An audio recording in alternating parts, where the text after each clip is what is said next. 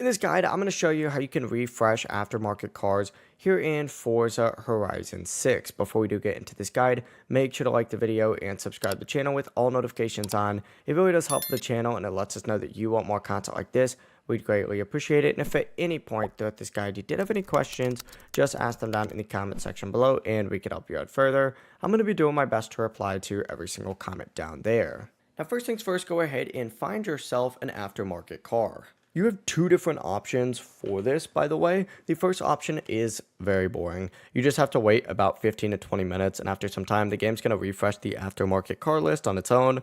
The second option is actually to back out of the game. If you're looking for a specific car and you don't want to wait, close Forza Horizon 6 completely, open the game again, and then from here go back to that aftermarket car location, check the list again, and if the car randomly appears, there's still a chance that you might see that car again. That's really the full process though. Either restart the game or wait 15 to 20 minutes because every 15 to 20 minutes, these are going to cycle out. If you want to be faster though, just restart that game. It does the same thing. If you guys have any questions, ask them down in the comment section below and we can help you out further. I'm going to be doing my best to reply to every single comment down there. Before you do leave this guide, make sure to like the video and subscribe to the channel with all notifications on. It really does help us out and it lets us know that you want more content like this.